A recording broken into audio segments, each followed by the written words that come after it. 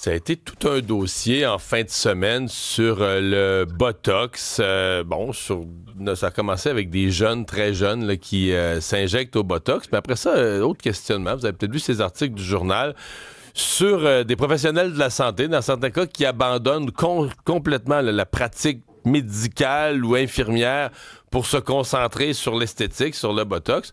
Notre prochain invité, c'est plus compliqué. Lui, il est resté entre les deux, donc il est oncologue, mais aussi fait de la médecine esthétique. Le docteur Mike Maed Ossili est avec nous. Bonjour. Bonjour. Bon, vous êtes oncologue à Saint-Hyacinthe. Exactement. Et vous lâchez pas ça. Vous continuez. Ah non, absolument pas. C'est une vocation avant tout à l'oncologie, en fait. Donc, vous traitez des patients atteints de cancer. Alors, expliquez-nous votre intérêt pour aller faire certaines heures chaque mois, aller faire des heures dans le Botox. En fait, avant tout, je suis passionné par la médecine régénérative, en fait, et la capacité du corps humain à se réparer, puis en fait à se renouveler. Et puis en fait, tout est parti d'un problème personnel. Après 14 ans de médecine et de résidence, j'avais un problème des cernes. Et puis tout le monde, quand il me voyait, me demandait pourquoi je suis fatigué. Puis en fait, j'étais pas du tout fatigué. Vous Puis étiez par la cerné en suite, en dessous fait, des j'ai yeux. remarqué. Absolument, à OK. cause des nuits blanches qu'on passe. Puis, en fait, plusieurs patients par la suite mais parlaient de leurs problèmes d'apparence et d'estime de soi après un traitement de cancer. Donc, je commençais à m'intéresser à ça, puis je suis allé faire une formation au départ vraiment par intérêt personnel, et par la suite, en fait, c'est devenu, je me suis dit, je vais essayer, puis hop, j'ai aimé la pratique, puis j'ai aimé le résultat que j'ai eu avec mes patients. Et puis j'ai trouvé une science, en fait, une science complète qui est la médecine esthétique, pas seulement de Botox, en fait, beaucoup de choses, des biostimulants, des exosomes, des nouvelles technologies à Parce ce que là, niveau-là. parce que là, Donc, moi, moi, je connais pas ça. Moi, dans ma tête, on injecte comme un remplisseur, là, qui remplit les craques, qui fait disparaître les rides. Vous me parlez de régénérescence, de régénérer le corps humain ou de le faire se régénérer. C'est autre chose que juste remplir des craques, là. Non, mais, absolument, excusez-moi, là, je le absolument, simplifie. absolument. Je fais rire ma collègue. Non, mais vous avez raison.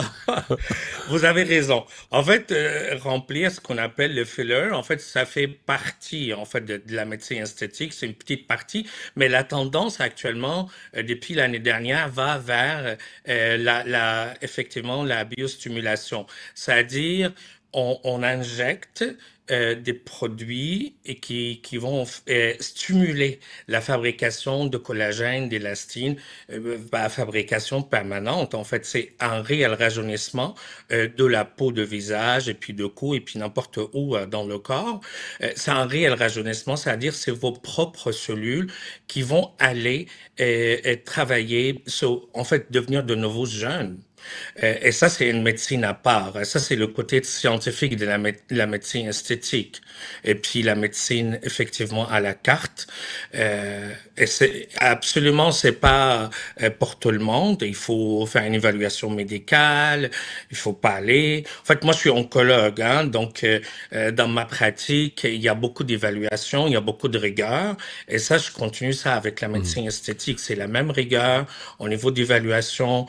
Pourquoi le patient va faire ça? Est-ce que c'est un vrai candidat? Et puis, c'est pas comme... en fait, c'est pas un prêt-à-porter. Ouais. C'est sur mesure, c'est fait. Vous m'avez mentionné au passage tout à l'heure que parmi les personnes qui vous ont fait réfléchir à la médecine esthétique, il y avait vos patients du cancer. Parce qu'effectivement, là, une personne qui passe à travers la maladie, des séries de traitements, c'est possible là, qu'après ça, elle se regarde dans le miroir, elle se reconnaît plus physiquement, là, son look. Mettons, elle a survécu au cancer, là, mais son look garde des traces. Donc, vous en avez traité aussi des gens que vous avez, comment dire, réamélioré physiquement après qu'ils aient survécu un cancer? Absolument, mais pas mes patients. Éthiquement, je peux pas traiter mes Pas vos patients que patients, je je traite à comprends. l'hôpital. Je les réfère à des collègues à qui je fais confiance, mais je traite d'autres patients de cancer effectivement. Puis ça, je trouve ça très valorisant parce que je trouve que c'est vraiment de la continuité de soins, parce que le côté psychologique affecte beaucoup en fait la qualité de vie de patients. Donc, je traite d'autres patients, d'autres collègues. Puis je trouve, en fait, je constate dans ma clinique l'impact sur la qualité de vie de ces femmes et parfois des hommes euh, avec l'amélioration de l'apparence. En fait, ces gens euh, comme oublie ce combat après l'amélioration, parce que quand on se regarde dans le visage, puis on trouve les rides, on trouve les cheveux qui tombent, on Mais trouve les on a taches l'air d'un noires malade. dans le visage. C'est triste à dire, mais même guéri ou même, tu sais, après avoir fini les traitements, puis on se fait dire on est correct, mais on peut avoir l'air encore d'un malade. C'est-à-dire qu'aux yeux des autres, quand on se présente devant des gens, on a l'air d'un malade. Puis ça, souvent, les gens n'aiment pas ça, là. Absolument, en fait, et puis beaucoup de patients m'ont reporté comme si c'était une page qui a été tournée avec l'amélioration de leur peau et puis de leur apparence. Donc, Hmm. effectivement, c'est une branche qui est en plein essor là actuellement. Puis, il faut vraiment encadrer un peu plus à Oh, ce ouais, vous pensez niveau-là. que ça devrait être plus encadré, ouais? Écoutez, le Collège de médecins est très exigeant là-dedans. Par rapport aux médecins, le Collège de médecins a fait un très bon travail à ce niveau-là pour l'encadrement. Dans certaines situations, en fait, on trouve quand même que il y a beaucoup d'abus. Vous savez, il y Oh, a OK. certains professionnels qui injectent dans les voitures. Là. Hey, Il y a pas vraiment d'encadrement à ce niveau-là. OK. il y a quelqu'un Enfin, sur je la veux dire, messagerie texte la loi. qui dit ça coûte vraiment cher, c'est comme si on nous vend du rêve. On a l'impression que le Botox, c'est un peu des menteries, là. On nous vend du rêve, mais ça coûte la peau des fesses. La personne ne veut pas être nommée, mais ça la choque.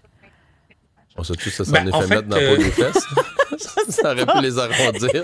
Non, je veux rien mêler, là. justement, Tu parlais de crack tantôt, je en sais fait, pas. Là. justement, Oui, en fait, allez-y. justement, le Botox, c'est un produit parmi d'autres. Hein. Le Botox, quand on parle de Botox actuellement, on parle de la médecine esthétique en général. Je suis tout à fait d'accord avec la dame et avec vous que il faut être réaliste, il faut expliquer l'attente. En fait, on reçoit le patient dans la clinique, on se parle, on écoute les attentes. Il y a certaines attentes qui sont pas réalistes de tout, et puis il y en a qui effectivement sont réalistes. Alors, la vaste majorité des gens sont contents.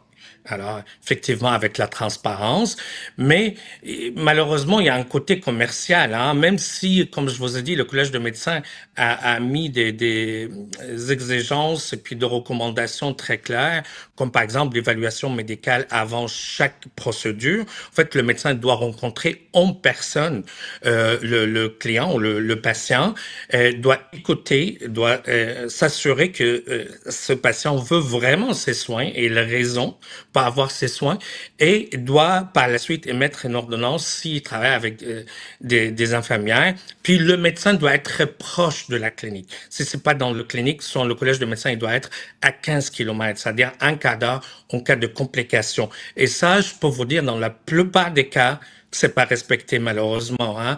Bon, Je connais certaines situations où le médecin il est vraiment à l'autre côté du pays. Il va voir le patient en visioconférence, puis il va faire une ordonnance, il est payé pour ça, et puis hop, il y a une infirmière à l'autre côté qui va injecter, sans voir faire le l'injection. patient, sans examiner, et sans le voir en personne. Et ça, contraire aux exigences, pas des recommandations de collège de médecins. Donc à ce moment-là, il y a un travail à faire, je ne sais pas comment en fait, pour qu'on soit sûr de la vraiment de la rigueur de la prise en charge en médecine Je esthétique. comprends. Puis, comme vous dites, qu'on ne vende pas des rêves irréalistes aux gens. Docteur Rosili, merci d'avoir été avec nous. Au revoir. Merci avec vous. Mais ça, Merci Isabelle, pour vous pour au l'invitation. revoir. Merci. Ça, Isabelle, je l'imagine. Quand tu dis des attentes là, Il y en a beaucoup. complètement irréalistes, là, Les réseaux on sociaux. imagine un peu là, des. Oui. On rêve d'une certaine image qu'on pourrait avoir de soi, là, mais c'est. Ouais, c'est ça. Là, les médecins, ils font pas Pas des miracles. C'est ça, mais c'est parce que c'est amplifié par les réseaux sociaux, le fait qu'on a normalisé, on en parlait vendredi, ça aide pas du tout. Puis ça fait beaucoup réagir sur la messagerie texte, mais c'est sûr que nos attentes sont parfois irréalistes avec ce qu'on nous dit, le marketing.